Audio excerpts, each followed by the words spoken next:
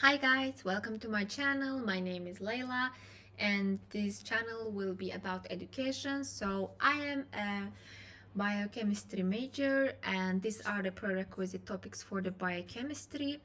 So we have here structures, operation and control possibilities of biological systems. And today in this video we will be exploring cellular level, prokaryotic cells, simple unicellular cell organisms, lac membrane bound organelles, and key structures of them. So let's begin. So first of all, let's talk about studying cells. How do we actually study cells? For studying cells, we have light microscopes. Light microscopes are commonly used by the students and they are magnifying about approximately 400 times. And here you can see the actual photograph of light microscope and you can actually see its details. It has a nose piece, mechanical stage, fine focus, XY mechanical stage knobs, and etc. However, this is not our topic today, so let's move on. Then we have electron microscopes, which are more expensive and more heavy compared to light microscopes. While light microscopes use a beam of light, electron microscopes use a beam of electrons. And so it means that there is higher magnification and higher resolving problem. The method which is used to prepare the specimen for viewing with an electron microscope is the actually killing the specimen, because electrons have short wavelengths which are actually shorter than protons, as you all know it, photons, that move best in vacuum, so living cells cannot be viewed with an electron microscope.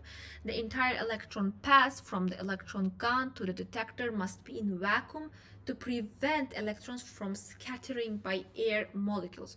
So we actually it should be in vacuum pressure because it could be scattered by air molecules. And this is the actual photograph of electron microscope. As you can see, it's very big, very heavy compared to this small light microscope. And maybe you saw the light microscope at school, but this is used exclusively in laboratories and it's really expensive. So then we have a unified cell theory. Unified cell theory states that all living organisms are composed of one or more cells. The cell is the basic unit of structure and organization in organisms. All cells arise from pre-existing cells. Okay, then there are three basic types of cells that are archaea, bacteria, and eukaryotes.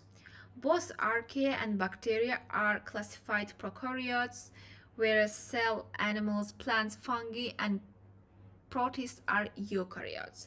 So our prokaryotes are archaea, bacteria, and eukaryotes are different. Then archaea are a unique group of organisms and likely evolved in the harsh conditions of early Earth and are still prevalent today in extreme environments. So they are called extremophiles because they can be surviving in extreme conditions such as hot springs and polar regions. All cells share features that reflect their evolution from a common ancestor. So what are those things that all cells share in between? These are plasma membrane, as you can see, cytoplasm, ribosomes, and DNA. So doesn't matter whether eukaryote or prokaryote, all of the cells have this. So the plasma membrane separates the cell from its environment. Cytoplasm comprises the jelly-like cytosol inside the cell. Ribosomes are important for the synthesis of proteins, as you know, RNA, and DNA are important to store and transmit hereditary information. Then, at the cellular level, biological systems exhibit a remarkable diversity in structure and function. We can categorize cells primarily into two types. So we have prokaryotic cells and eukaryotic cells. And here is the photo and structure of the cell that I have given for you. So you can see that prokaryotic cells are simpler and smaller compared to eukaryotic cells. They are typically found in unicellular organisms such as bacteria and archaea. Prokaryotes have cell wall and do not have nucleus. So instead of having nucleus, their DNA exists as a single circular chromosome that and the central part of the cell called nucleoid. So here you can see we have a nucleoid and here our DNA exists. Some bacterial cells also have circular DNA plasmids that often carry genes for resistance to antibiotics. Other prokaryotic cell features include flagella and pili. So as you can see here we have flagellae and pilus. So let's explore what each of them mean. We have a cell wall. The cell wall provides the structural support and protection. So you can see here our cell wall is the yellow part here which surrounds it.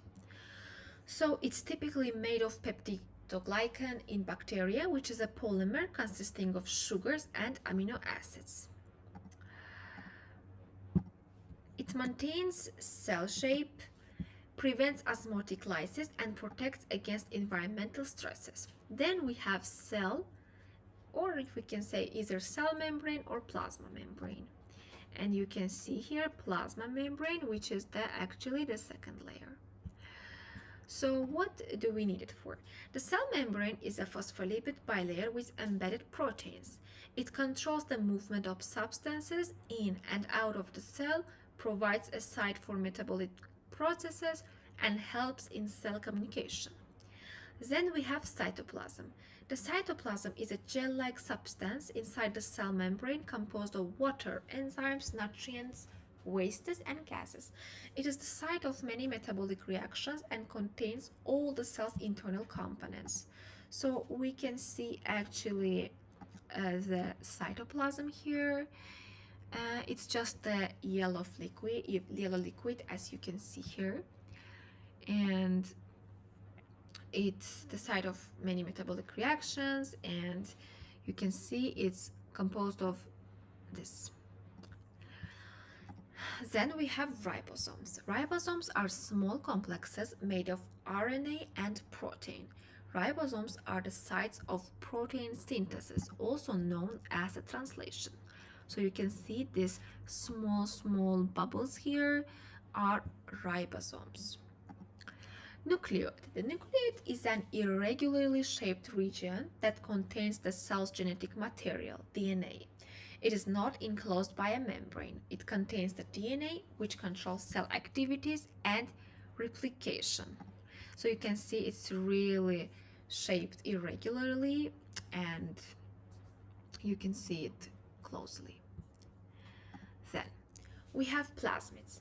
Plasmids are small, circular, double-stranded DNA molecules that are separated from the chromosomal DNA. They carry genes that can provide additional functions, such as antibiotic resistance, and they can be transferred between the cells. So here are the plasmids. You can see they actually give, you can see its shape, and this the small shape carries the genes that can provide additional functions. So this is antibiotic resistance, and it can be transferred between cells. Excuse me. Then we have pili, or its another name is fimbriae. Pili are hair-like structures on the surface of the cell, shorter and thinner than flagella. They help in attachment to surfaces and other cells, and some types are involved in the transfer of genetic material between cells. So you can see pilis. It's truly like hair-like, and they're involved in different things, such as the transfer of genetic material between cells. Then we have a capsule. The capsule is a thick gelatinous layer outside the cell wall. So let me show you the capsule. You see the blue part here, it's actually the capsule. It protects the cell from drying out, helps in adherence to surfaces, and provides resistance to phagocytosis by host immune cells. So it's having antibiotic resistance. Then we have slime layer. Here you can't see the slime layer, but it is actually the layer which is over the capsule. So slime layer is also composed of polysaccharides, glycoproteins or glycolipids, but it's less organized and more loosely attached than the capsule. It appears as a diffuse and easily removable layer around the cell. And we have inclusions. Let me see. No, they are not illustrated here, but it's also worth mentioning. Inclusions are granules of organic or inorganic material stored in the cytoplasm. They serve as a storage sites for nutrients, waste products, and other substances. Examples include glycogen granules, sulfur granules, and polyphosphate granules. Then we have a cell size. So a cell size is a really small. So the prokaryotic cells are very small, especially compared to eukaryotic cells. And after the eukaryotic cells, the bigger ones are stem cells, specialized cells, but this is not our topic now. So the prokaryotic cells are usually between 0.1 to 5 micrometers. So actually, for you to actually understand and imagine the size, 1 micrometer is 1 millionth of a meter. So you can see here 1 micrometer is 0.001 millimeters, and 1 micrometer is actually 1000 nanometers. So I hope this gives you a better image of the size of the cell. So actually it's important for the cells to have a small size. The small size of prokaryotes allows ions and organic molecules that enter them to quickly diffuse to other parts of cells. Any waste that's produced within a prokaryotic cell can quickly diffuse out. But it's not the case in the eukaryotic cells because they have developed different structural adaptations to enhance intracellular transport. Then here are some facts about prokaryotes. As I've mentioned before, they exhibit great diversity in form and function and abundant are ubiquitous. In addition to inhabiting moderate environments like the human digestive system, prokaryotes are found in extreme conditions, extremophiles they are called, from boiling hot springs to the great salt lake. So they can also survive in a very salty environments, and they can also survive in a frozen environments in Antarctica. Bacteria are divided into two major groups. They are gram-positive and gram-negative. Actually, when I was a student in a school, it was very hard for me to differentiate between gram-positive and gram-negative bacteria, but it's actually the name given to them based on their reaction to gram staining. Gram-positive bacteria retain the crystal violet dye and they appear purple, and gram-negative bacteria lose the crystal violet dye during the decolorization step and take up the safranin counterstain, appearing pink and red. So gram-negative bacteria appears pink and red after the reaction to gram staining, but gram-positive bacteria, they appear purple.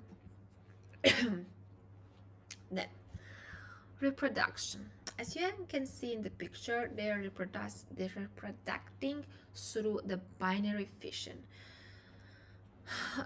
And it's also asexual. Recall that the DNA of a prokaryote exists as a single circular chromosomes, so they do not undergo mitosis.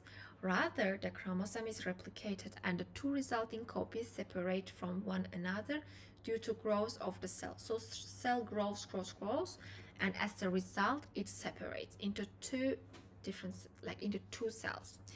The prokaryote, now enlarged, is pinched inward at its equator, and the two resulting cells, which are clones, so they are absolutely same, they separate. Binary fission does not provide an opportunity for genetic recombination or genetic diversity because It literally creates from its own self. So that genetic material which is passed is the same. So there is no genetic diversity. Then, metabolism of prokaryotes. Like all cells, prokaryotes require macronutrients. So macronutrients are carbon, hydrogen, nitrogen, oxygen, phosphorus, and sulfur. Why they are called macronutrients? Because we need them in large quantities. And they also need micronutrients that we do not need in large quantities, and they are such as metallic elements from growth and enzyme function. For cells to build all of the molecules required to sustain life, they need certain substances, collectively called nutrients. When prokaryotes grow in nature, they obtain their nutrients from the environment. Nutrients that are required in large amount, as I've mentioned before, are called macronutrients, and those in smaller micronutrients. Just a handful of elements are considered macronutrients: carbon, hydrogen, nitrogen, phosphorus, and sulfur. Only these are considered macronutrients. Why are these macronutrients needed in large amounts? Because they are components of organic compounds in cells, including water. Carbon is the major element in all macromolecules. Carbohydrates, proteins, nucleic acids, lipids, and many other compounds. So we as humans, we need this to survive. Carbon accounts for about 50% of the composition of the cell. Nitrogen represents 12% of the total dry weight of a typical cell and is a component of proteins, nucleic acids, and other cell constituents. So you can see how great is the impact of carbon. Only carbon alone from all of the element is accounting for about 50%, while nitrogen is 12%. So they both are playing very big role. Then, micronutrients. In addition to these micronutrients that I've mentioned before, prokaryotes require various metallic elements in small amounts. So, for example, iron is necessary for the function of cytochromes involved in electron transport reactions. Some prokaryotes require other elements such as boron, chromium, and manganese, primarily as enzyme cofactors. Prokaryotes can use different sources of energy to assemble macromolecules from smaller molecules. Phototrophs obtain their energy from sunlight. Chemotrophs obtain their energy from chemical compounds. So phototrophs are from sunlight, chemotrophs from chemical compounds. Chemotrophs that can use organic compounds as energy sources are called chemoorganotrophs. Those that can also use inorganic compounds as energy sources are called chemolithotrophs. The ways in which prokaryotes obtain carbon. Autotrophic prokaryotes use inorganic carbon, primarily carbon dioxide, as their carbon source. They can be further divided based on their energy source. So, photoautotrophs, their energy source is light, carbon source is carbon dioxide, and they obtain it through photosynthesis. So, examples are cyanobacteria, purple and green sulfur bacteria, and cyanobacteria performs oxygenic photosynthesis, producing oxygen as a byproduct, while purple and green sulfur bacteria perform anoxygenic photosynthesis using light energy to convert carbon dioxide into organic compounds without producing oxygen.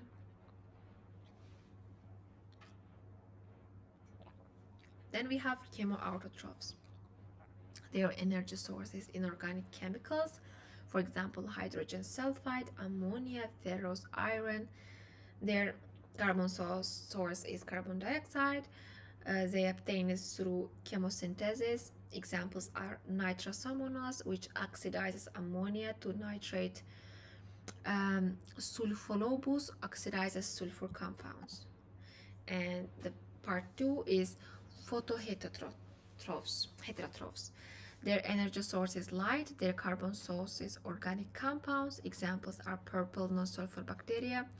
They use light for energy but require organic compounds as a carbon source. Chemoheterotrophs. Their energy source is organic compounds. Their carbon source is organic compounds. Examples are Escherichia coli, Eser, Escherichia, okay. Sorry for pronunciation, by the way, guys. English is not my first language. Then Pseudomonas aeruginosa, capable of metabolizing a wide range of organic compounds. And coli, Escherichia coli, utilizes glucose and other organic molecules for both energy and carbon. Role of prokaryote in ecosystems. So prokaryotes play a role in ecosystems, in great ecosystems such as carbon cycle, nitrogen cycle, sulfur cycle, and so on. So let's go over carbon cycle. Photosynthesis. Photoautotrophic prokaryotes such as cyanobacteria convert carbon dioxide into organic matter using the sunlight. They are primary producers in aquatic ecosystems, contributing significantly to global carbon fixation. Process. How they do it. Chemoheterotrophic prokaryotes decompose dead organic matter, releasing carbon dioxide back into the atmosphere through respiration. They recycle nutrients, making them available for other organisms. So you can see here the actual carbon cycle. Take a minute to process what's happening here.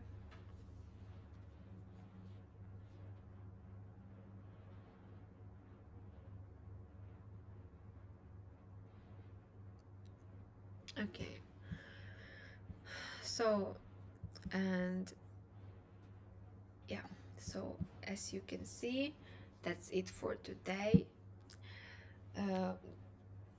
We discussed prokaryotes, we discussed their role in ecosystems, we discussed their structure, we discussed their metabolic pathways, we discussed their reproduction, and so on. So this is my first video. Please let me know how it was, and if you like it, if you would like to make any corrections, feel free to do so. And thank you for listening to my video. Have a nice day. Goodbye.